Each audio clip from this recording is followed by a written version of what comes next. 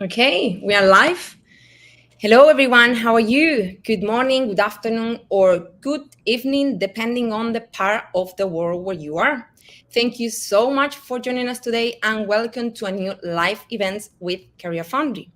This time, we'll have a conversation about the impressive and inspiring career change journey of Rina Takikawa here next to me, who transitioned from Ballet to the exciting world of UX design. So welcome back to the channel, Rina. Thank you. Um, Really? we- Rina will tell a lot about her transition during the interview. But before we start, we are going to give a couple of minutes so more people can join and get settled. First, let's introduce ourselves. My name is Belinda. I'm events manager here at CareerFoundry, and today I will be moderating this interview. While more people are joining, please let us know where you are watching us from and maybe why you are interested in a career change into UX UI design in the chat on the right hand side. We'd like to make this as interactive as possible, so please feel free to drop any comments you would like to share with us throughout the session. For the new ones to the channel, I would like to introduce you to CareerFoundry. CareerFoundry is the online school for your career change into tech. We guide you from complete beginner to job ready professional in UX and UI design and help you land your first job in the field. We are not any old school. Our programs are so flexible that you don't need to quit your job to change your career. You get regular one-to-one mentorship from not one, but two industry experts. And if you don't land a job within 180 days of graduation, we refund your tuition. And this is our job guarantee. Please let me also share with you a few of our house rules before we start with the interview. This webinar will be recorded and we will send the recording out tomorrow via email for those who are registered in Big Marker. If you have any question for Rina, please drop them in the chat and we will answer them in the Q&A at the end. On the other hand, if you have any question regarding Career Foundry's program, please book a call with one of our program advisors. They will answer all of your questions and provide you with further information. Before we start with the interview, I really would like to thank Rina for taking the time to be with us today.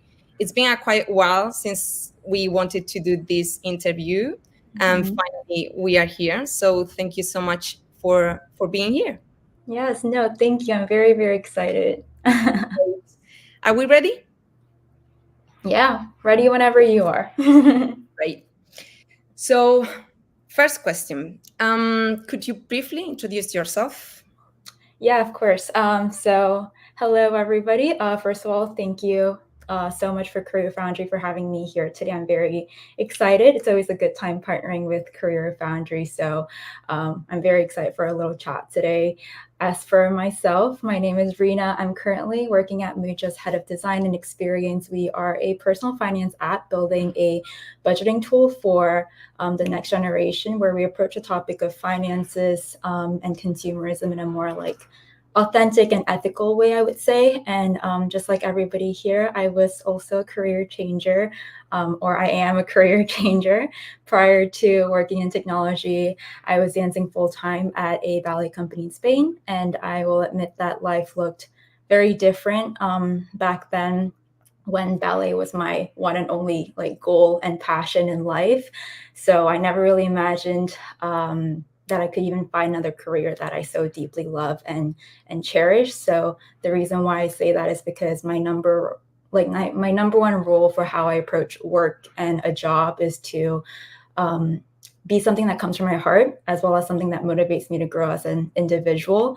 So something that I put intention and meaning to, and I think that's very hard to find even just once. So having it for a second time, I feel very grateful. And I just, like majority of everybody here, I believe I did take part in the Career Foundry course. So I do want to thank Career Foundry for being part of my journey, and especially their advertisement team, because that's how I found them.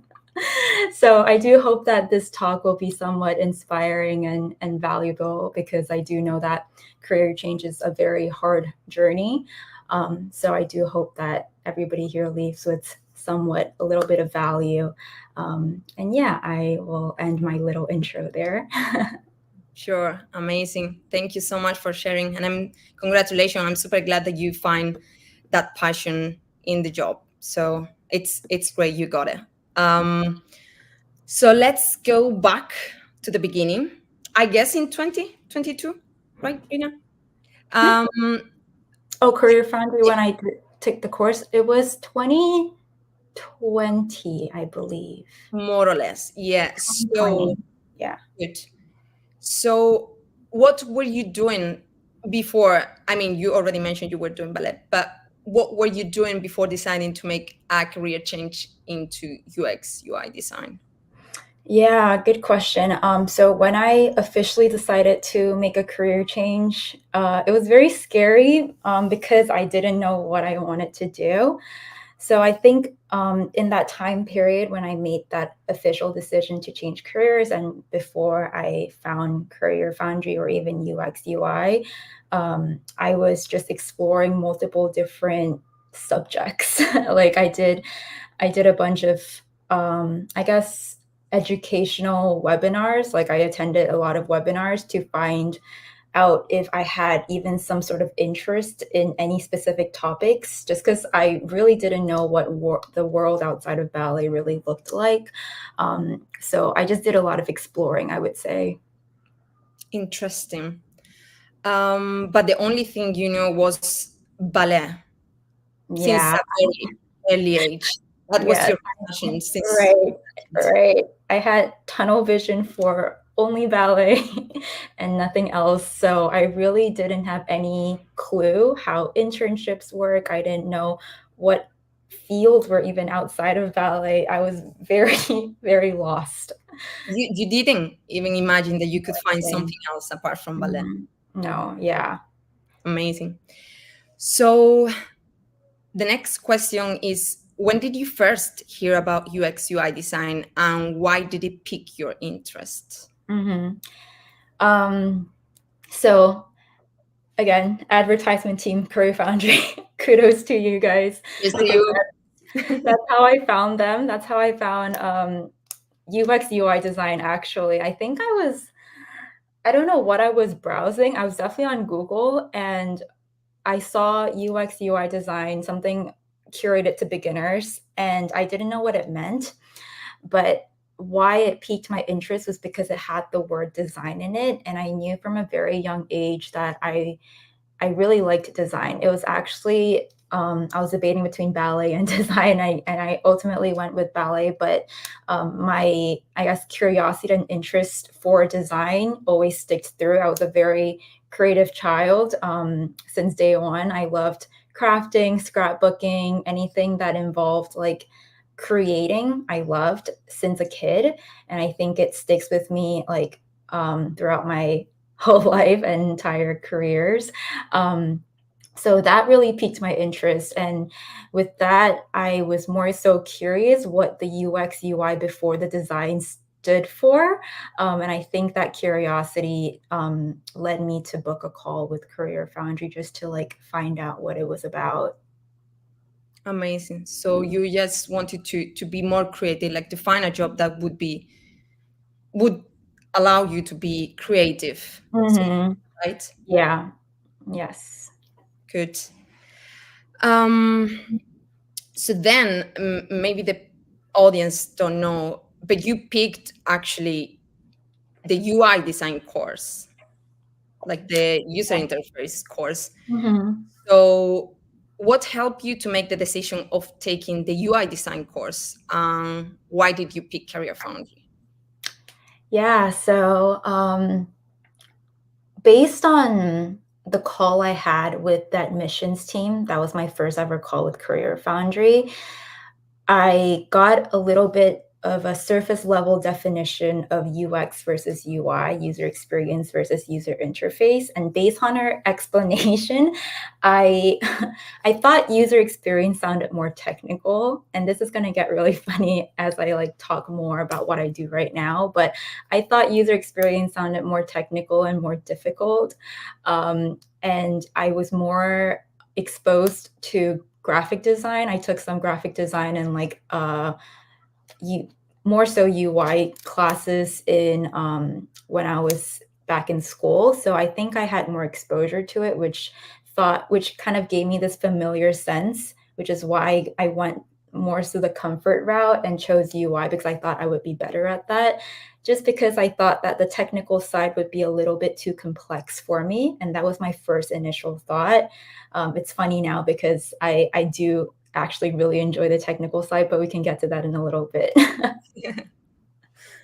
Nice. So actually, after a while, you felt yourself more aligned with UX design, and you are enjoying it a lot, and you worked as UX designer, even though Yeah. you took the UI design course. Yes. Yes. So where did you learn about UX design actually? Um, like you mean how my interest peaked for UX design? No, like you learned about the technical part of UX Mhm. design. So where did you learn that? Ah, I In see. the Yeah. course?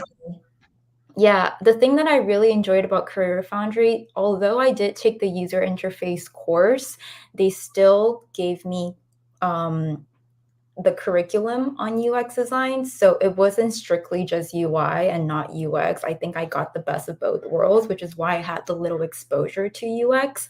And I think the more I learned about it, the more intriguing it was. And I think with this field in general, it's more common to see UX and UI both as one job. So as I landed internships, I actually used the knowledge that I got from the UX part of my UI design course, and actually applied my learnings into practice with my internships. And I think that's how I got more experience in both UI and UX. And I really found out that I was gravitating towards more of the technical side, which is the UX part. So I guess answering your question, I first got exposed to it foundationally from CareerFoundry, and then I kind of started getting more exposed to it by internships. Amazing how the things can change that you find Yeah, passion as well. yeah, You for think sure. you wouldn't like that. So it's Hmm. cool. It's cool. Yeah, Um, look then, out. yeah. So then even you specialize in UI, you also touch UX design. Yes, In during the, the course. Yeah. So I think whatever course you choose, whoever is interested in CareerFoundry, it's not going to be the end all be all. So just the call out there. cool. Thank you. So now let's move. We have to speak about your beginning, the beginning of the journey. So let's dive into the when you were student during the program. So what was the highlight from the UI design program? Yeah. I remember a lot of things that I really liked about CareerFoundry. I think well, first of all, I think the layout of their curriculum is very easily processable and very open to very beginner friendly, which is the whole point of the course. It was almost gamified. So it felt like an accomplishment every time I finished a module and a section of the course. So I think I really liked how it was designed in terms of how they laid out their curriculum. And also, I think in terms of resources, one big game changer was the weekly, I forgot what it was called, but the weekly calls with Sammy. I don't know if she still offers it, but every Wednesday, I remember it's a Wednesday, every Wednesday, I think she's a career specialist. Sammy would come on via Zoom, and she would always answer questions about resumes, portfolios, and she would always give really good guidance. So I attended that religiously, and it honestly brought a lot of value. And she was actually the first person that kind of made me realize my personal brand as a ballerina turned product designer. So I do want to like give her a lot of claps. But aside from that, I do also remember that the Slack channel was also one of my favorite things about CareerFoundry. I think their community was very supportive, and filled with a lot of resources that I just wanted to take advantage of everything. But I do remember their community, their resources were very supportive. So yeah, I think those were my highlights from the course. Amazing. Yeah.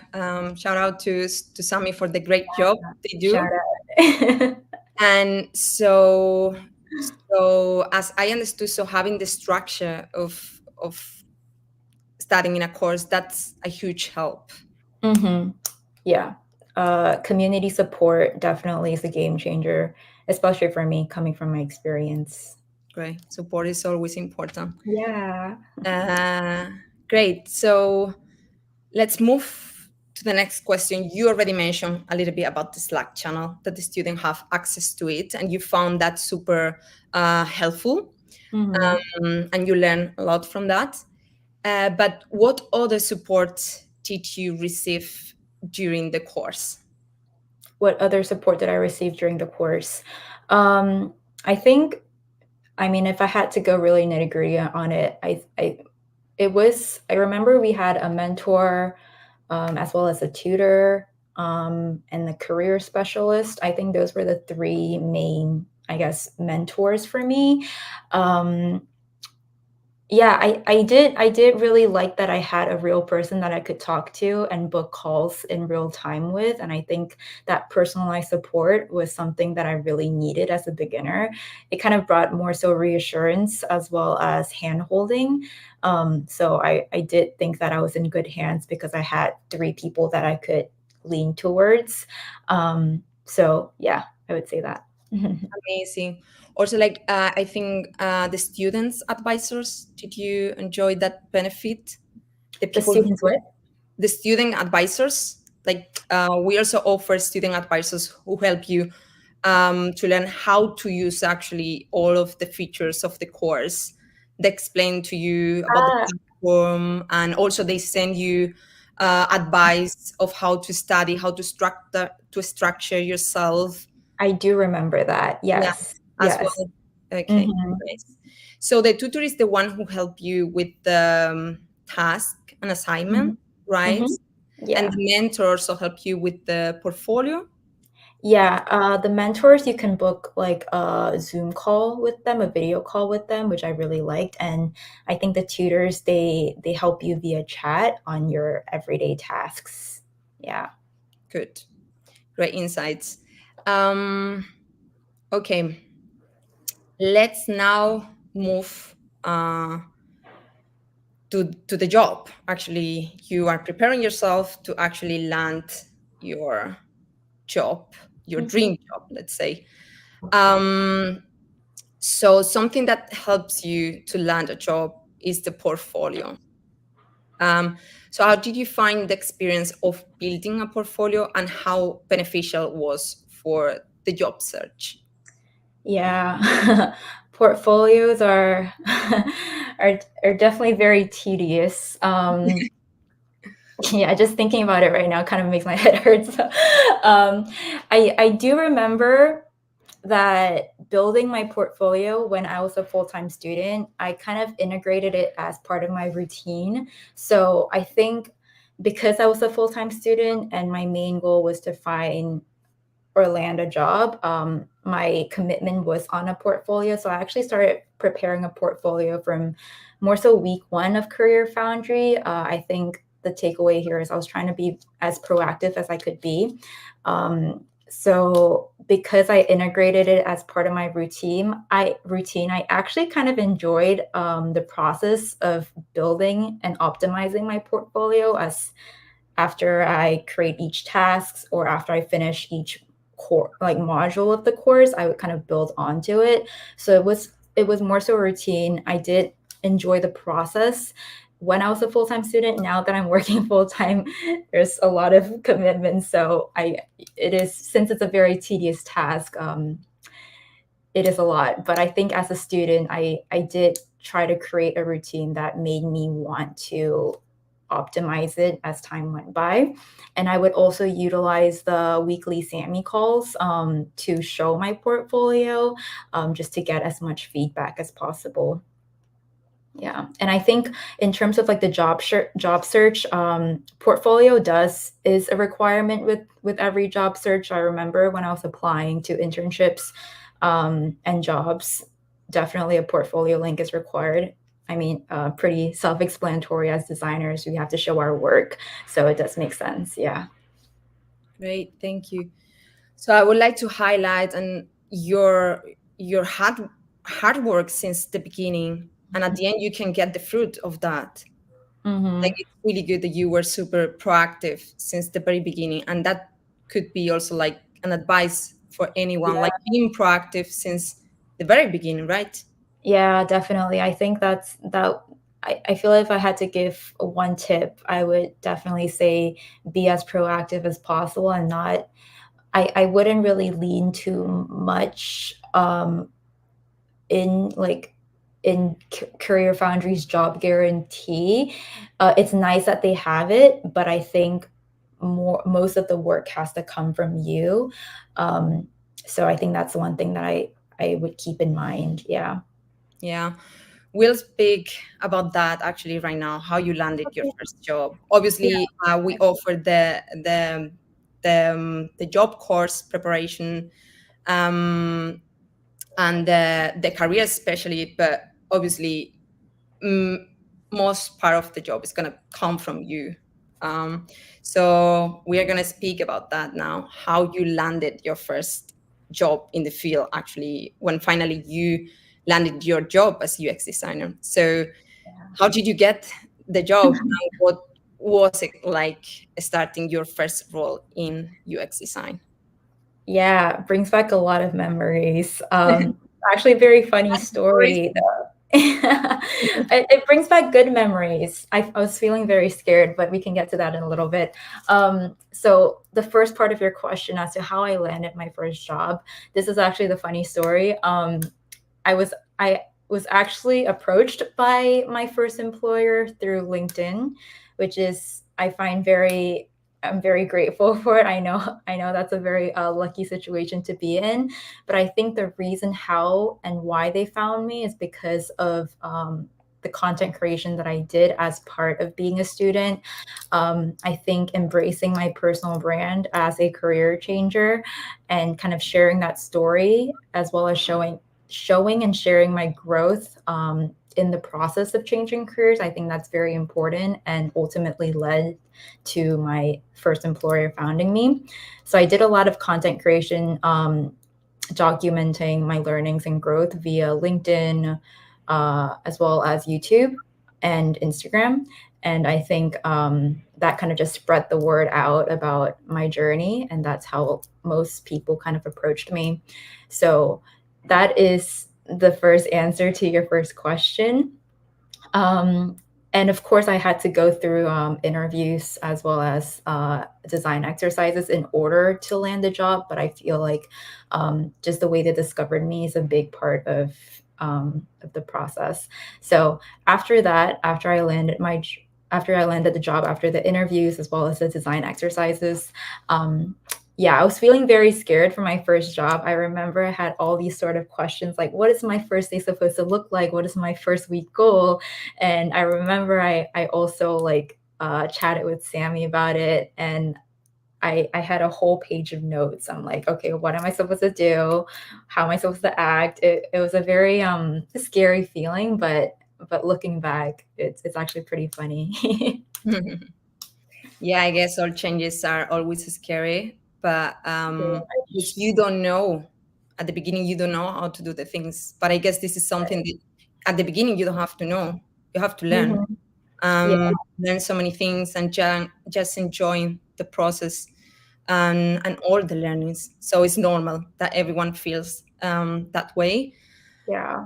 But yeah, I would like to highlight. So you got your first job because your first employer approached to you because you built up your own brand and you just exposed yourself to be Yeah. out there Yeah. using, yeah, using all of the tools that they are available for us right now. I would say Mhm. LinkedIn is super important. It plays a huge role in the industry, and it's important like to build your brand. LinkedIn. Very much. LinkedIn. Yeah. Yep. Yeah. And I think that's a superpower that everybody in this room has as a career changer.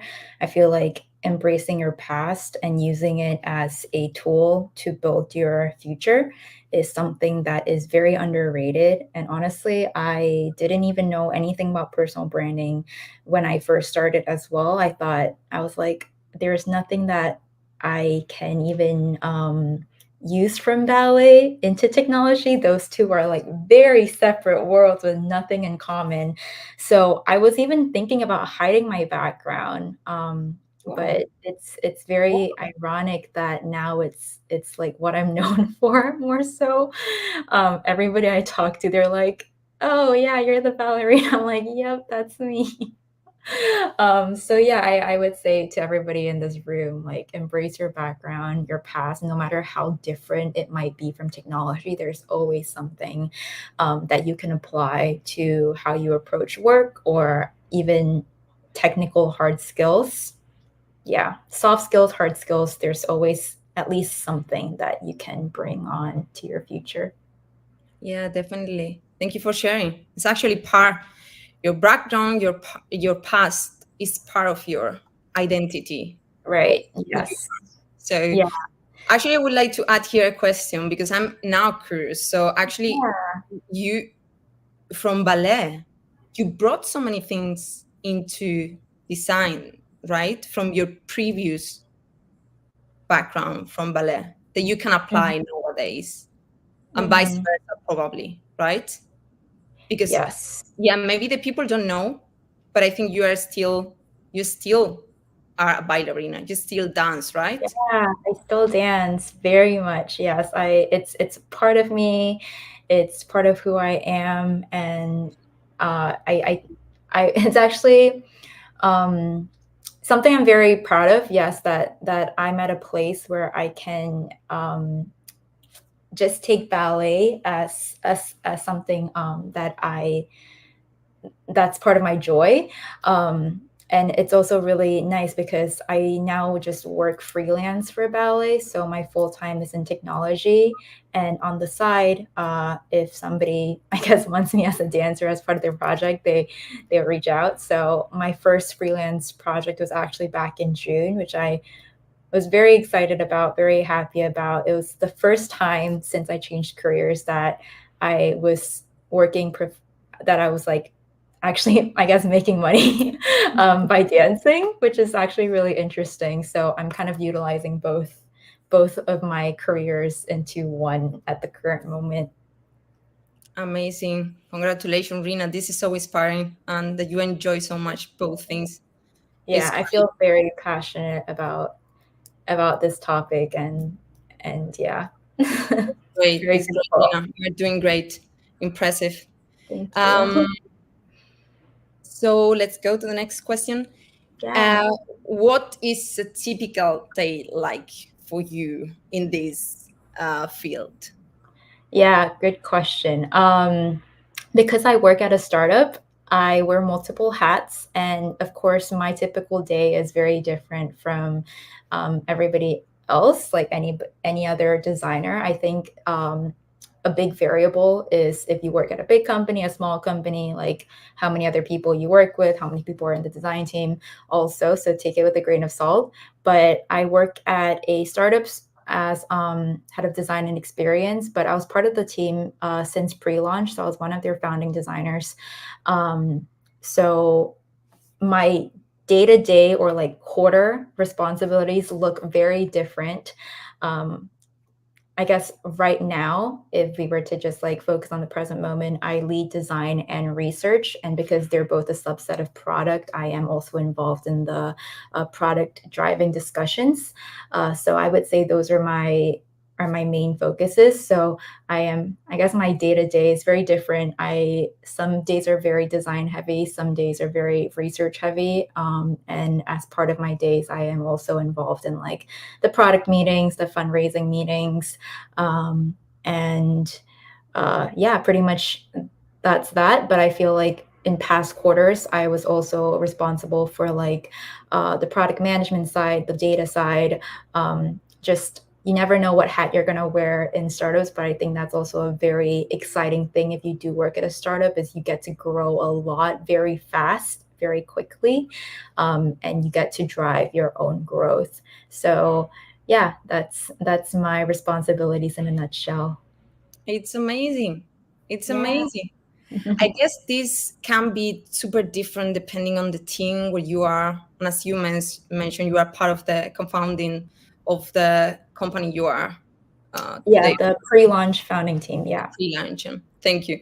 So this could be like super different depending on the team and the right. organization, right? For sure. Yeah, definitely a big variable is like what size is your company? If you're working at a FANG or a startup or a unicorn startup, whatever stage your company is at, it does play a big role. Um, with there, every stage has its own pros and cons, I would say, and I think majority of my experience comes from startups, which is why I think I've been able to grow so fast, to be honest. So yeah, that's one quick call out there. That's great. Thank you. Okay, so thank you so much. We have shared now your beginning, how was the process of educating yourself in the field, and then you spoke about your first role. Hmm. So let's move into a topic which is remote work. Just curious, how is for you? Like, because your current position is remotely, right? Yes, I am fully remote. I go and meet the product team at least once a quarter, but Mhm. aside from that, I'm fully remote. Yeah. Nice. So, how is the experience of working remotely?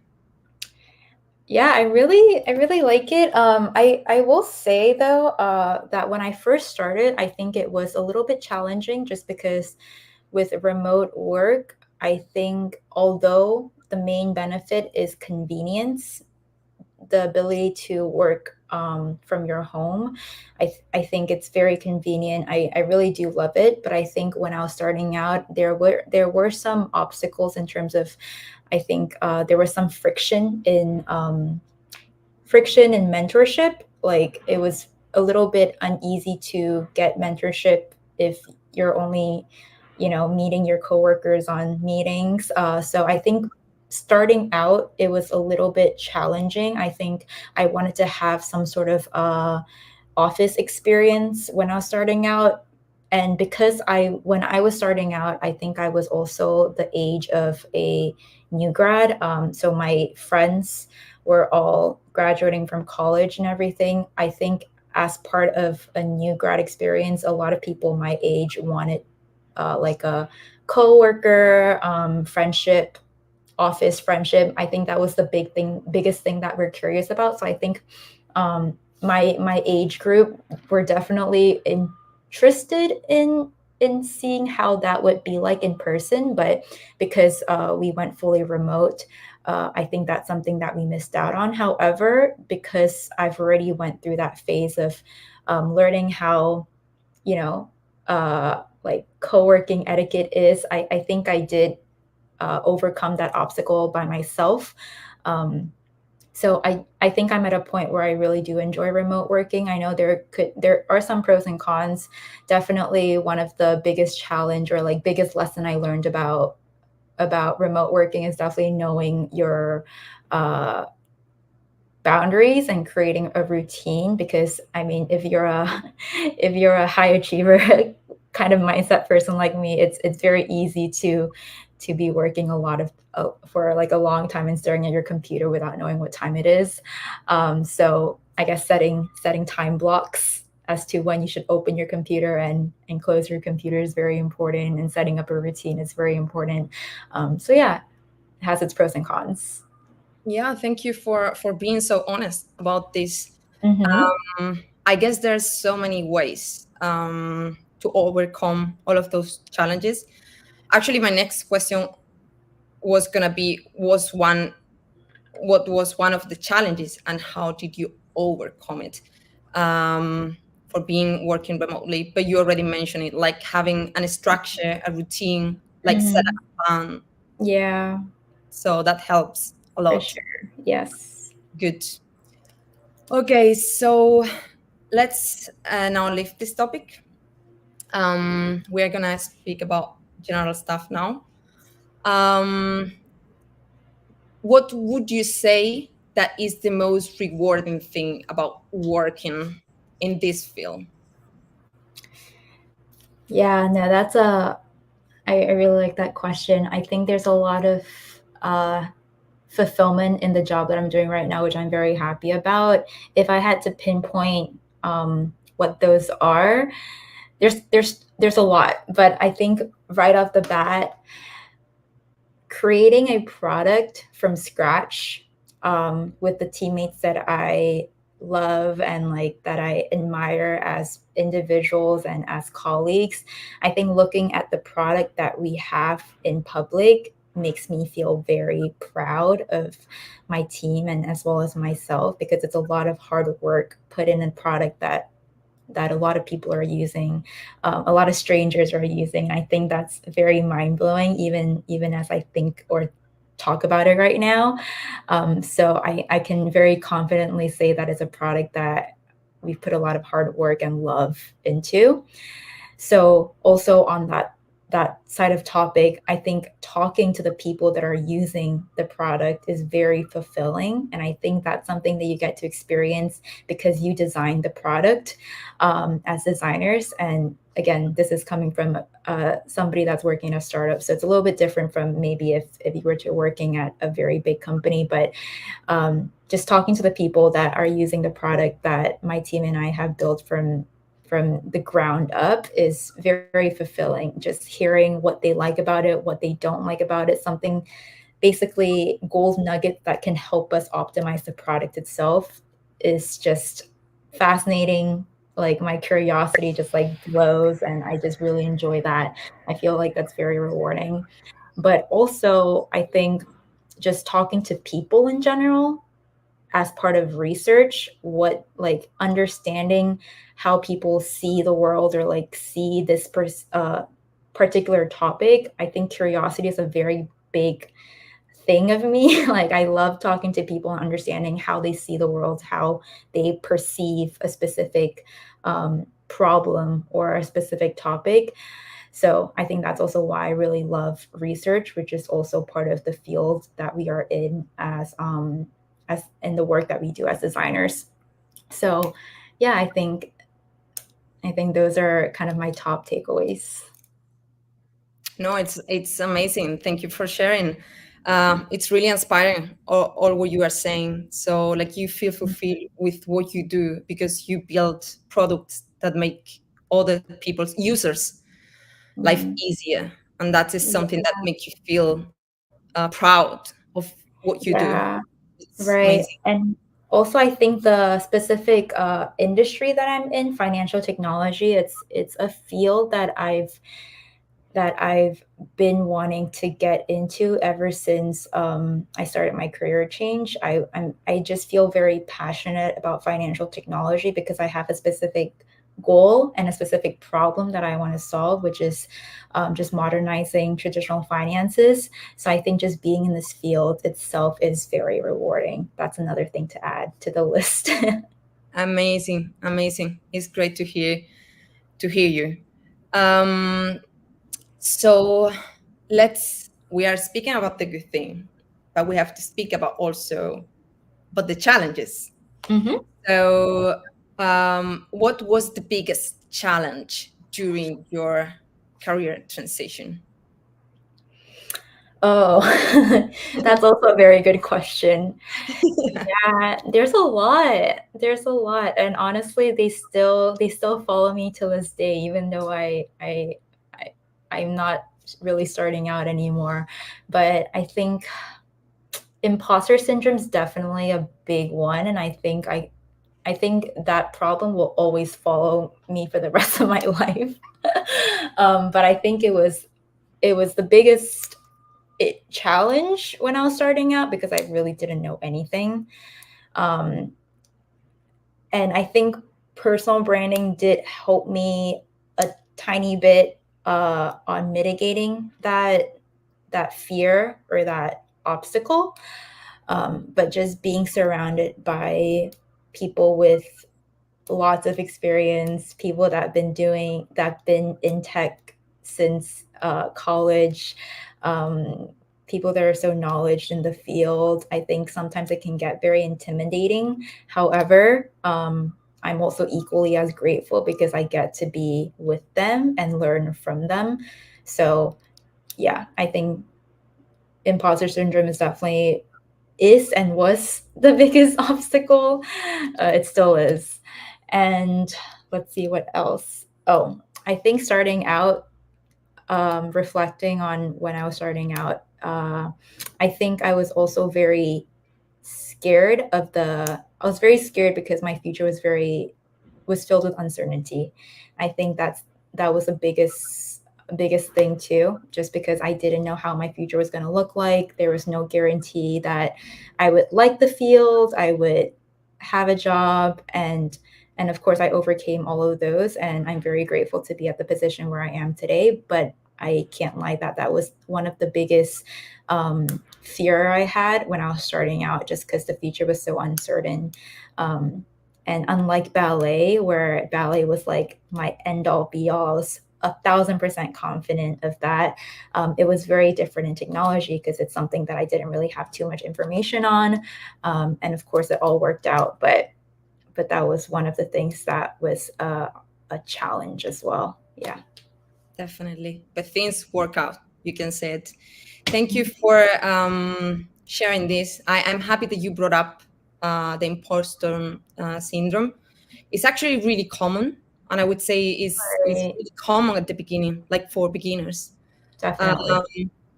but with your experience right now, what advice would you give to those beginners who are suffering of imposter syndrome? Yeah. So I think the biggest reminder that I would give to everybody in the room, as well as for myself, is embrace and embrace and remind yourself that you have insights on fresh perspective. So unlike people that have been in the industry for a long time, you are somebody that's starting out. You see the field in a beginner's eyes, or a fresh set of eyes, which is very important because technology is being used by people varying from all sorts of range of ages as well as backgrounds. So technology is being used and consumed by everybody in the world. So you, as somebody that has fresh new perspective, you are able to give insight as to how technology is being used. So I think that's one piece of gold nugget that you have, and something that's very easily forgotten because you get so intimidated by other things, that you almost forget that you have that insight. So I think that's the first thing. And then the second thing, I can't emphasize this enough, but like really embrace your past, and don't hide it. Utilize that to build your future. It definitely really is a superpower, as I have mentioned previously. So whatever it is, there is always going to be something that would help you approach how you work, or how you navigate your career change journey. So yeah, I think those are my top two tips. Great. First, I would say like trust learning on time. Everything requires time Mhm. and the Yeah, trust the confidence. process for Yeah, sure. Trust the process. Yeah, time will tell. time is wise always, and we Yes. need time for everything to do the things right. Yeah. Okay, Rina. Um, Thank you so much for sharing. Actually, that was the time for the interview. All of Oh, the that went by very fast. yeah, right. We were talking about that before starting. So Yeah. it was a pleasure to hear your story. So thank you so much for being so honest, for sharing your experience. And I'm sure it's been super insightful and valuable for our audience. I'm gonna go. We're gonna open now Q&A. I'm gonna go and get into the chat because as we were so focused in the interview, I didn't see the chat. So let's check the questions. Please, to make it really easy for me, pop all of your questions for Rina in the Q&A tab, because we are gonna go over them now.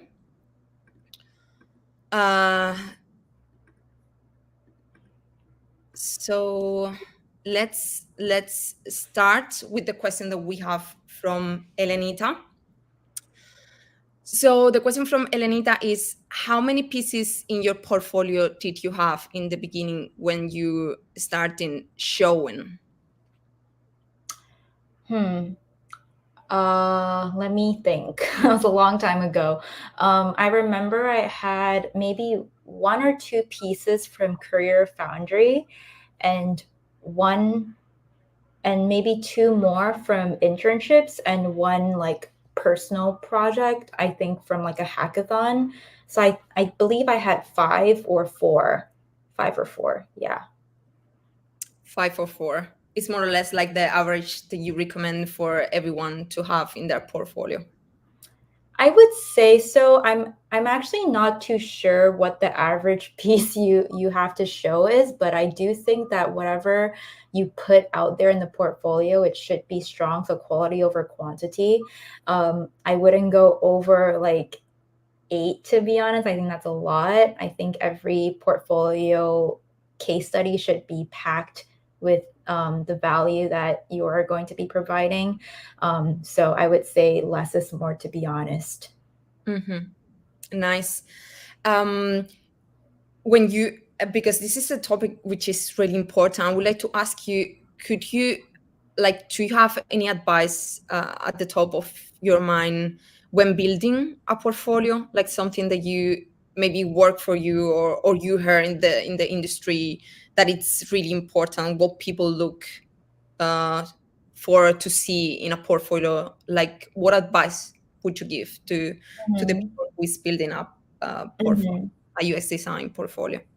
Yeah, I guess I could decouple that question with the first part, which is how I did it, and the second part being, I guess, more so industry standards, or like maybe how I would judge a portfolio when I do hire. So the first part as to how I navigated my portfolio experience is I actually, just as I mentioned earlier in this talk, I kind of made a routine out of it. So kind of gamified that experience for me. So every time I learned something new or every time I added more to a project, I would immediately add to that portfolio piece that is on the web, just because if you procrastinate on the portfolio, it's going to get very hard because you have so much information packed that you're either going to forget it or it's going to be too much work that you never really want to do it. But you have to do it eventually if you're trying to find a job. So I would say kind of gamify it for yourself a little bit, create a routine, and make the process fun because it is very tedious.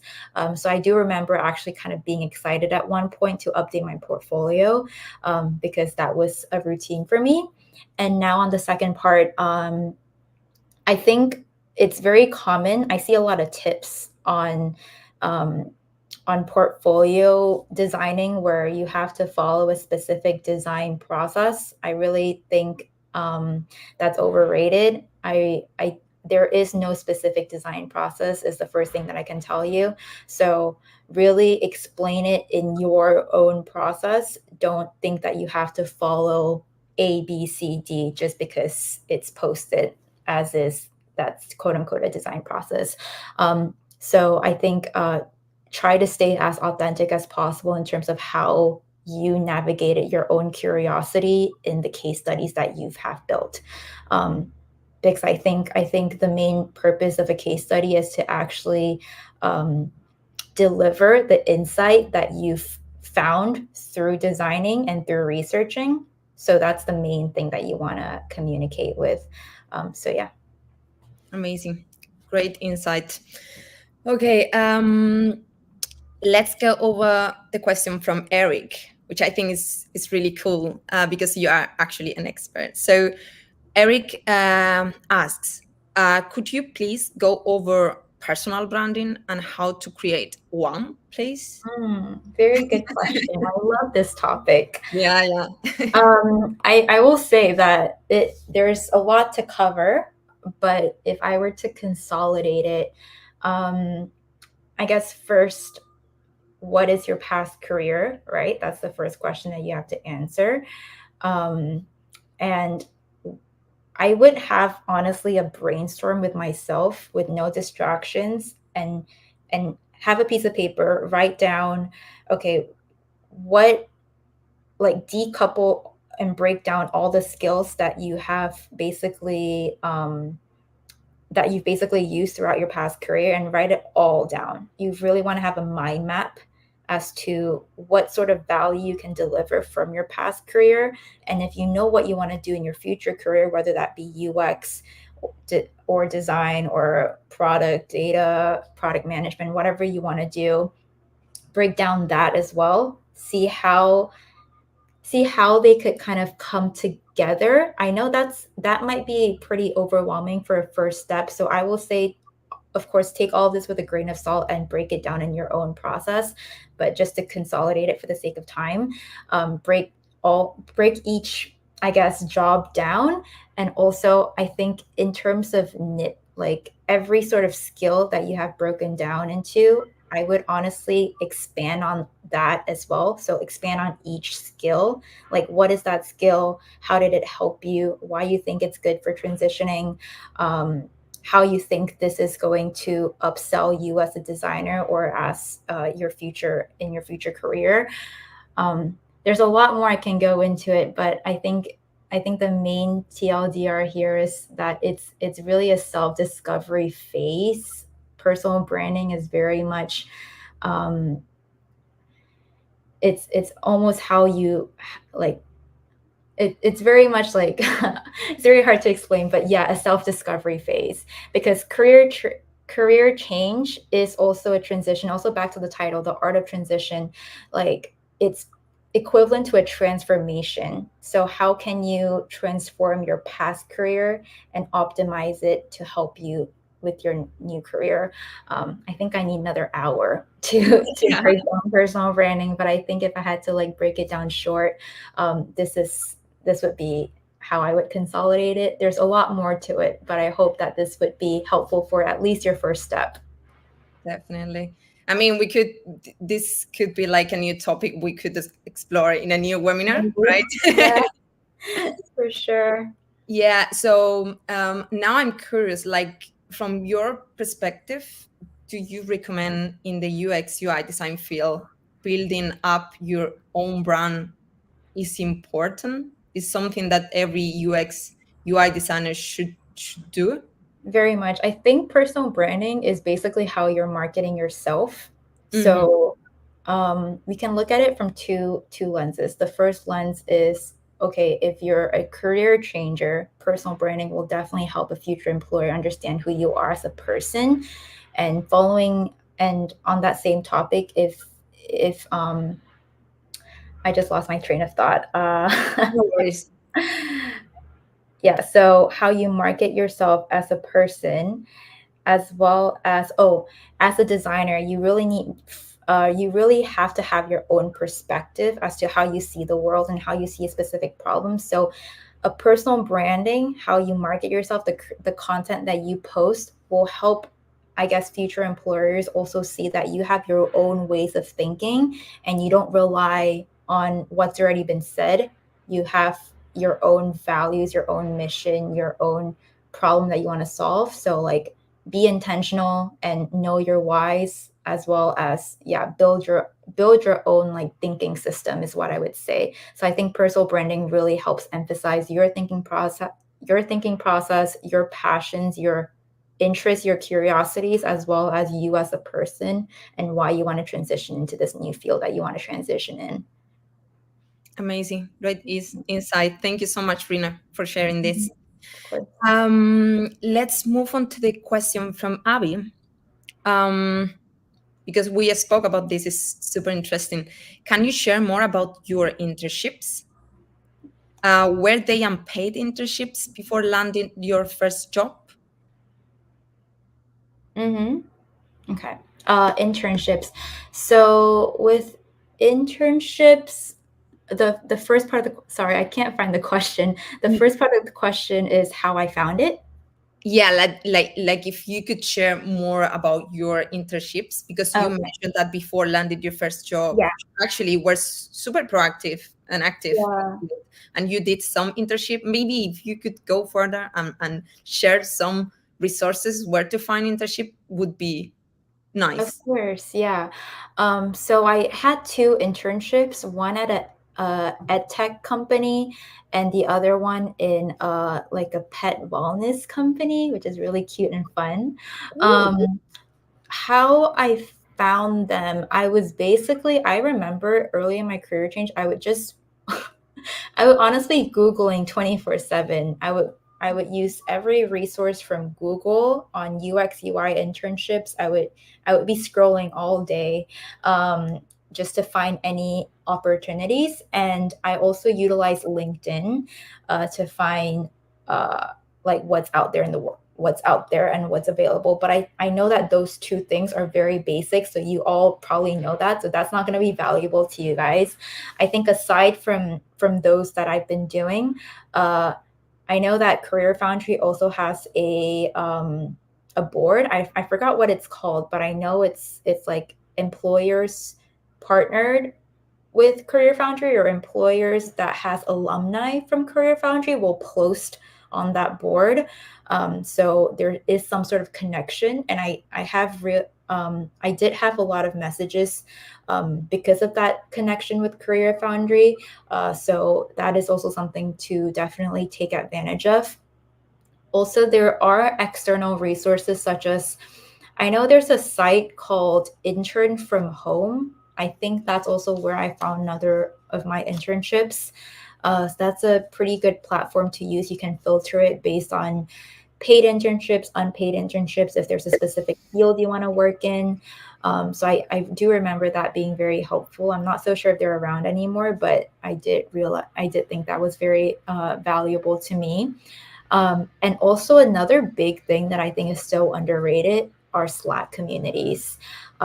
Aside from CareerFoundry Slack community itself, I think if you were to discover other Slack communities, that would definitely play a big part in um, just consumption of information, as well as probably jobs here and there, or internship opportunities here and there. The thing that I find really good about Slack communities is that there are a variety of communities that are available out there, and you can really curate it to who you are. So for me, I remember, just like I said, when I was changing careers, I was basically the age of a new grad. So I definitely curated my Slack communities to people around my age. So people in college or people that were just graduating. I did side projects with them. So I made new friends over these Slack communities. I collaborated with them, and that also added to my portfolio. So there's a lot of opportunities and things that you can take advantage of just from Slack. There's a bunch of communities out there. So yeah, if you do your research, I think you can definitely find a few. Amazing. So you have been super proactive before Yeah. that. Yeah. It's just I amazing. honestly, yeah, I honestly think that's also one thing that I gained from ballet is being as proactive as possible, like always being a step further. So that's something that is probably second skin for me. Good advice. Good, good. Thank you. Okay, let's go over one question from Andrea. What aspects of ballet informs your UX UI design thinking? Mm, I love that question. So the transition from ballet to UX is very invisible. That's the first thing I would say. So um, I feel like if I were to look from like a new perspective, I would not find anything. And the only reason why I know now is because I have experience in the field, and I've realized that the ways that I approach work and the values that I have today is because of my experience as a dancer in my past career.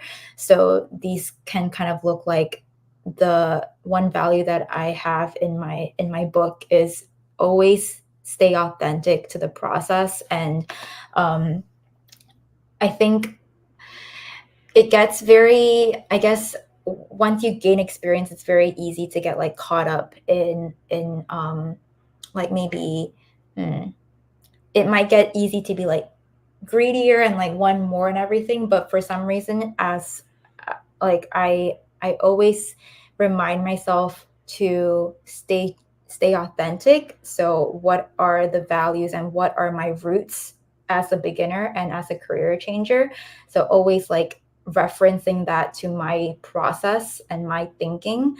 And I'm trying to break down this like can of worms into tangible takeaways. So thinking.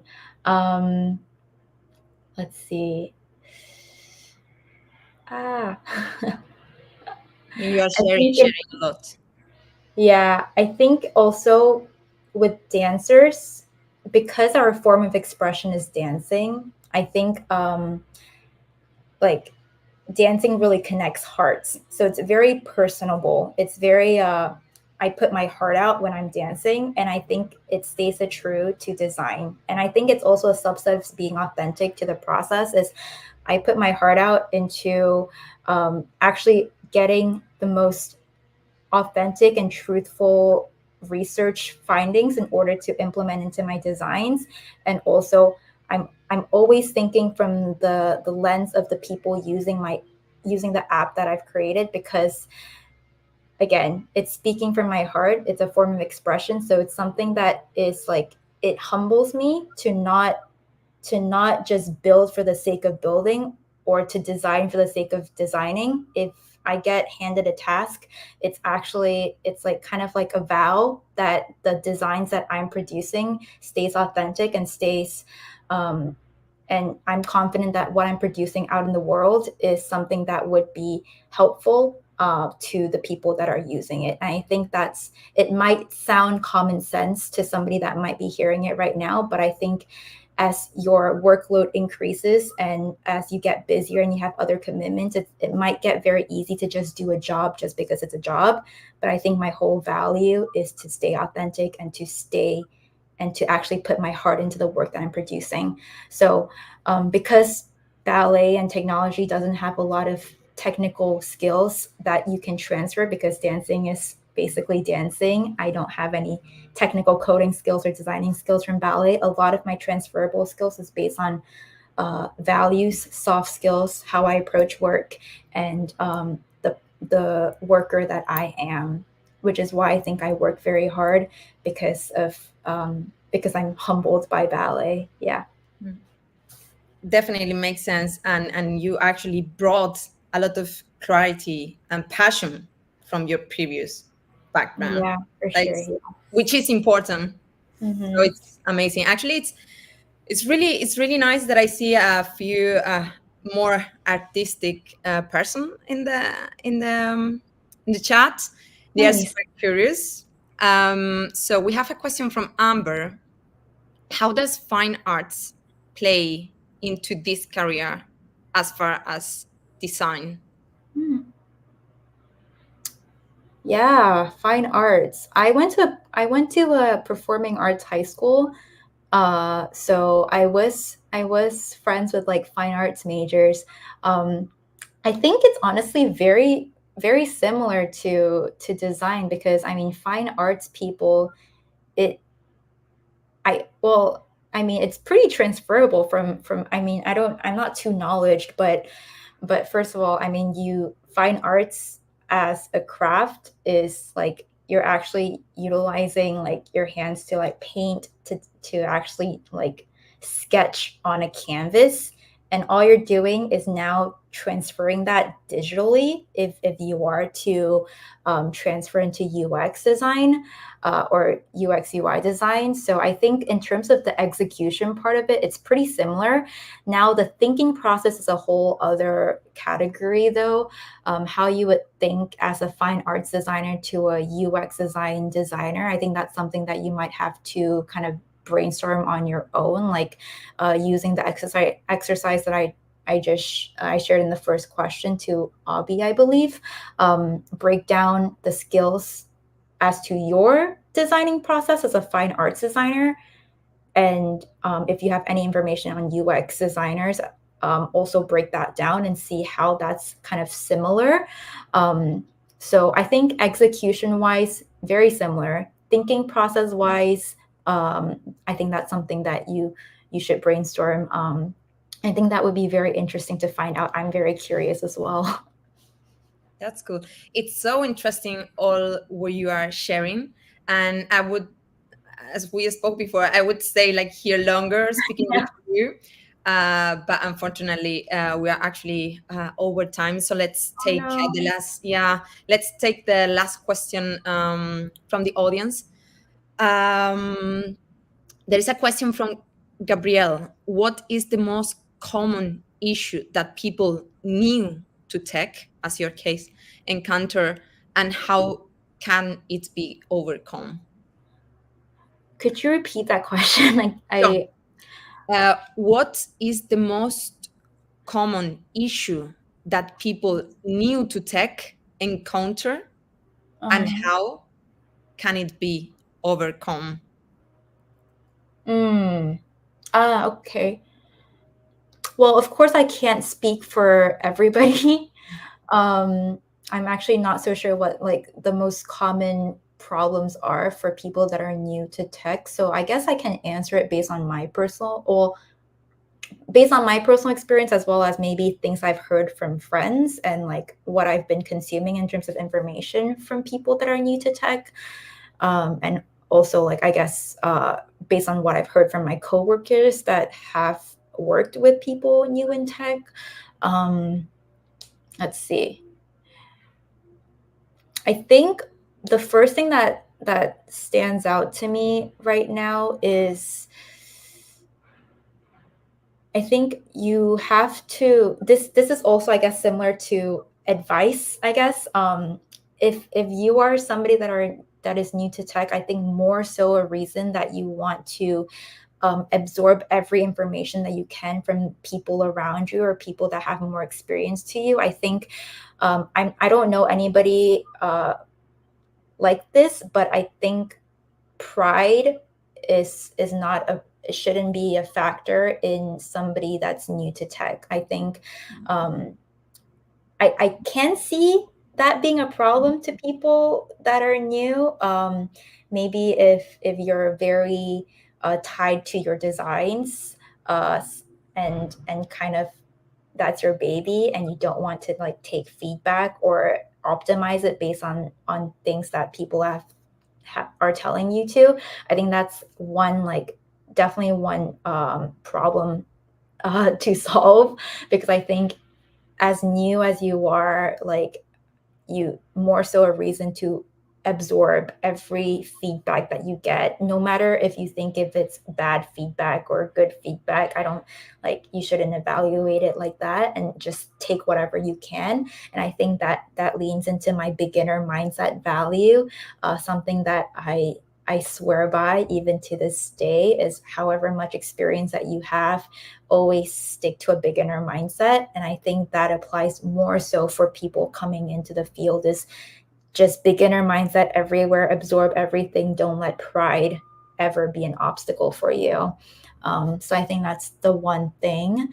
And I think second thing, now that I'm talking, I'm getting more, more, more memory. But I think I've seen some people also, I guess, people that go through boot camps, especially with CareerFoundry's job guarantee. It's very easy to rely on the program that you're in. if you're going to get a job or not. I think that's definitely a mindset problem. And again, being proactive is something that I swear by. So not leaning on anybody or anything, and fully taking responsible for my outcomes, with honestly the job guarantee and the people that are helping you with definitely a cherry on top, but I think majority of the outcome, as it plays out, is definitely on you. So try to stay as proactive as possible in your process, and don't and a big problem would be to rely on anybody or any program that you're in for your success or your outcomes. Yeah. Amazing. Thank you. I was gonna ask you like the last question, to close in a nice way the Q&A, which Yeah. was gonna be, what advice would you give to anyone who would like to career change? And you already answer it. Like, Mhm.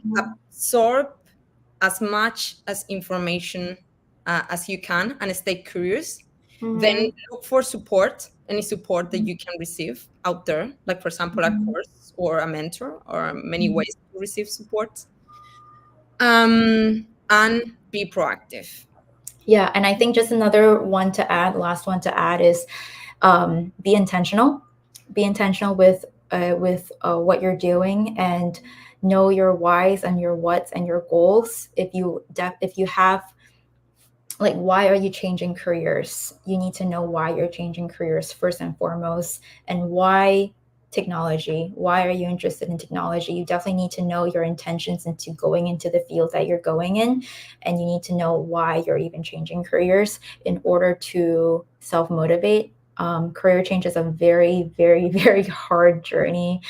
So kudos to everybody in this room. If you are career changing, I remember that it was very hard for me. It's um, very draining too. So really, if you're going to go through this hard journey, you definitely need to know your intentions and your whys and your goals, so you at least have a goal and you can self motivate throughout this hard journey. Amazing, Rina. Thank you so much for sharing this. It's been great. It's been a great pleasure to have you here. So thank you so much for answering all of the questions from the Thank interview. you. Um, yeah, from the audience as well. Thank you, everyone. The people were super engaged. I hope you have enjoyed the session so much. Thank you for all the questions. I appreciate it. Yeah, so let me please, I know we are a bit over time. I'm sorry about that, but please, I ask you for just a, a couple of more minutes so I can give you some information that you might find interesting. I won't take so much. So actually, if there is here anyone interested in a career change into UX UI design, this month, CareerFoundry is offering a tuition reduction worth up to $1,425 and €1,245 of the UX and UI design programs.